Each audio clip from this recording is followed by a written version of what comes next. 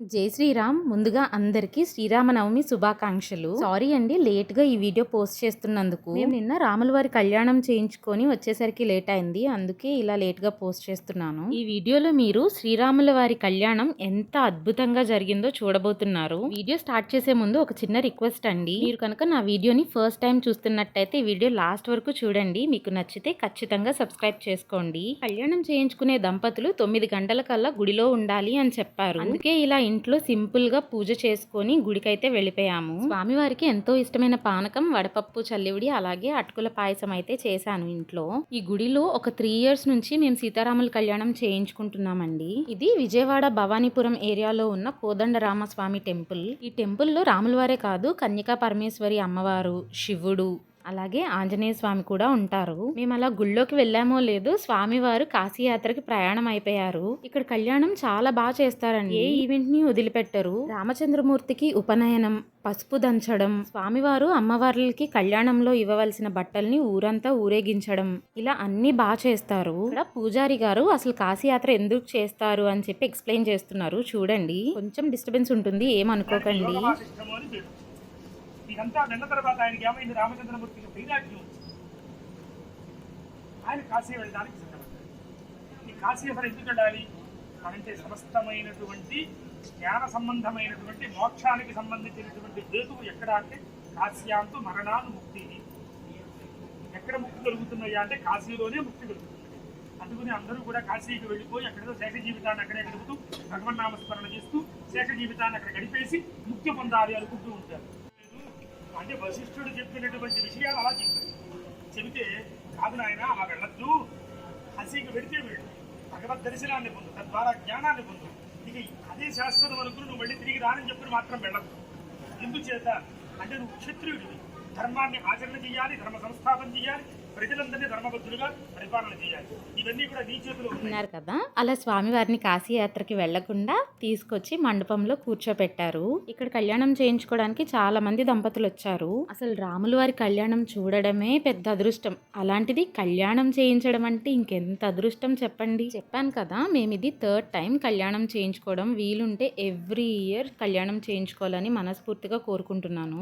ఇక్కడున్న ప్రతి వస్తువు గుడి వాళ్లే ప్రొవైడ్ చేశారండి. పువ్వులు, ఫ్రూట్స్, కొబ్బరికాయలు, బియ్యం, వెనకమాల వేసిన క్లాత్, ఫోటో ఫ్రేమ్ అన్ని గుడి వాళ్లే ప్రొవైడ్ చేశారు. కలసం, ఉద్దరిని, పంచపాత్ర ఇలాంటి సామాన్లు తప్ప మిగిలినవన్నీ వాళ్లే ఇచ్చారు. పంతులు గారు బ్యాక్గ్రౌండ్ లో చెప్తూ ఉన్నారండి ఏమేం చేయాలో. దాన్ని బట్టి మిగిలిన దంపతులందరూ అలా చేస్తూ ఉన్నాము. ముందు కలసాన్ని ఏర్పాటు చేసుకుని మండపం మధ్యలో పెట్టుకోవాలట. తర్వాత ఏ పూజకైనా వినాయకుడి పూజ అయితే స్టార్ట్ చేయాలి కదా, దానికోసం ఇక్కడ ఆచమనం చేయాలి.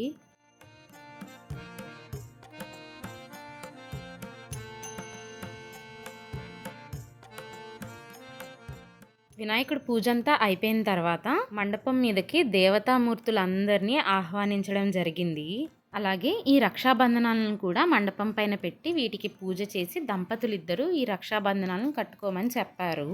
స్వామివారికి కూడా ఈ రక్షా కంకణం కట్టారు. ఇంకా అమ్మవారు ఎప్పుడొస్తుందా అని ఎదురు చూస్తున్నారు మన రామయ్య తండ్రి.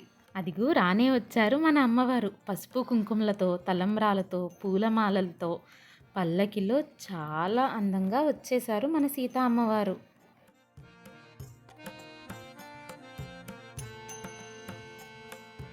సీతా అమ్మవారిని తీసుకొని వచ్చి రాముల వారి ఎదురుగా కూర్చోబెట్టారు. అడ్డుతెరను కట్టి ముహూర్త సమయం ఆసన్నమైంది. జీలకర్ర బెల్లం పెట్టే టైం వచ్చేసింది.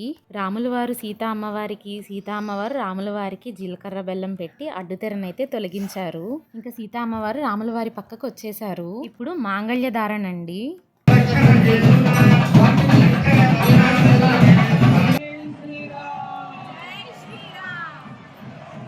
ఇంకా ఇక్కడ ముత్యాల తలంబ్రాలు పోస్తున్నారు అర్చకులు. స్వామివారికి, అమ్మవారికి వీళ్ళు తలంబ్రాలు పోసాక కళ్యాణం చేయించుకోవడానికి వచ్చిన దంపతులతో కూడా తలంబ్రాలు పోయించారు. ఇక్కడ తలంబ్రాలు కళ్యాణం చేయించుకున్న దంపతులు మాత్రమే కాదండి, గుడికి వచ్చిన ప్రతి ఒక్కళ్ళతో కూడా తలంబ్రాలు పోయించారు. ఈ ఇయర్ అయితే సక్సెస్ఫుల్ గా కళ్యాణం చేయించుకున్నామండి. ఇంకా ఇలానే చాలా సంవత్సరాలు ఈ కళ్యాణం చేయించుకోవాలని నేను కోరుకుంటున్నాను. కళ్యాణం అంతా పూర్తయ్యాక లోపల గుడిలో కూడా స్వామివారిని దర్శనం చేసుకొని బయటకు వచ్చాము. గుడి ప్రాంగణంలోనే గోశాల కూడా కట్టారు. అక్కడికి కూడా వెళ్ళి గోమాతలకి ఫుడ్ పెట్టేసి వచ్చాము.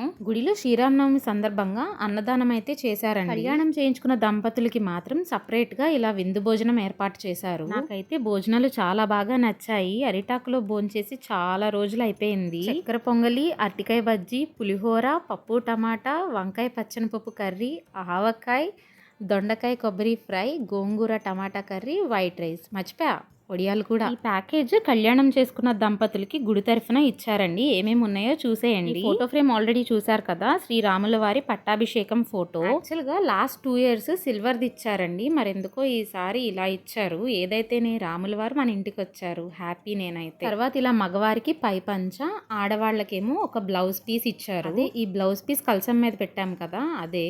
తర్వాత రాముల వారికి సంబంధించిన కొన్ని బుక్స్ ఇచ్చారు. శ్రీరాముల వారి కీర్తనలు, శ్రీరామ చరిత్ర, సుందరకాండ బుక్ని బైండింగ్ చేసి ఇచ్చారు. తర్వాత కళ్యాణంలో వాడిన తలంబ్రాలు, అలాగే ముత్యాలు.